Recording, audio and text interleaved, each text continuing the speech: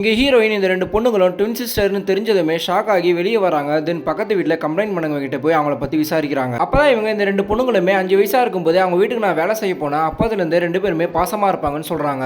ஆனா ஒரு நாள் இந்த பொண்ணுங்களோட அம்மா இறந்து போயிடுறாங்க. அன்னிலிருந்து ஷைலுன்ற பொண்ணு சௌமியாவை பார்த்தாலே எரிஞ்சு எரிஞ்சு விழ ஆரம்பிக்கிறா. அது மட்டும் இல்லாம இந்த சௌமியான்ற பொண்ணு கிட்ட இருக்கிறது எல்லாமே இந்த ஷைலுன்ற பொண்ணு எனக்கு தான் வேணும்னு சொல்லிட்டு அடம் பிடிக்கிறா. அதுக்காகவே பிரச்சனை பண்ணி சண்டவும் போட ஆரம்பிக்கிறா. இதனால இந்த ஷைலுன்ற பொண்ணு ஹாஸ்டல்ல சேர்த்துறாங்க. ஆனா கொஞ்ச நாளே அவங்க அப்பா இறந்து போயிட்டதால சௌமியா பொண்ணு தனியா இருக்க ரொம்பவும் பயப்பட ஆரம்பிக்கிறா. தென் கொஞ்சம் வருஷம் கழிச்சு இந்த சௌமியான்ற பொண்ணு பேராகிளைடிங் ஷோவுக்காக போயிருக்கா. அப்பதான் முதல் தடவை ஹீரோவை பாக்குறா. தென் ஹீரோவை இந்த பொண்ணு கிட்ட வந்து நம்ம 2 பேருமே பேராகிளைடிங் போலாமான்னு கேக்குறாங்க. ஆனா இந்த பொண்ணு எனக்கு உயரனா பயம், அது மட்டும் இல்லாம பிரீத்திங் ப்ராப்ளம் இருக்குன்னு சொல்றா. ஆனா இவன் நான் பாத்துக்கிறேன்னு சொல்லிட்டு இந்த பொண்ணை கூட்டிட்டு போறான். அன்னில இருந்து இவனை ரொம்பவும் பிடிச்சு போய் 2 பேருமே லவ் பண்ண ஆரம்பிக்கிறாங்க.